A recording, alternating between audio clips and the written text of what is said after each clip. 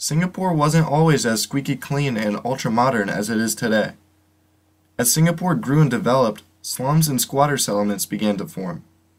Unemployment was relatively high, and more people were pouring into the city from rural Malaysia.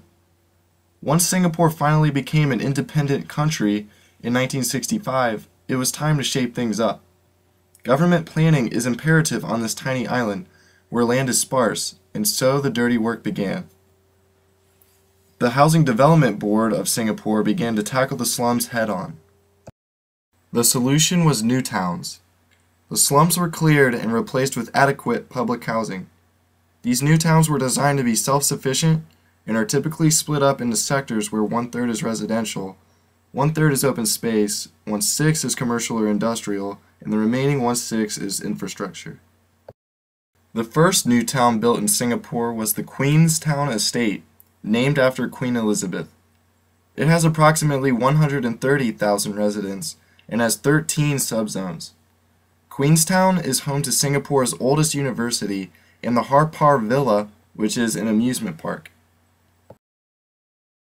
Tau Peo has approximately 150,000 residents and was completed in 1970.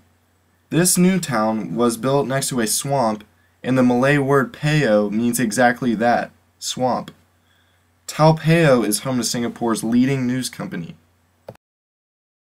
Built in the mid-70s, Ang Mo Kio has approximately 165,000 residents and 10 subzones. This is one of the more expensive of the new towns and has 2 mass rapid transit stations that connect it directly to the city center.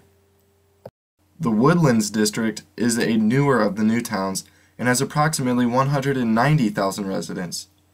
This new town, located at the northernmost point of the island, was created to serve as a gateway between Singapore and Malaysia.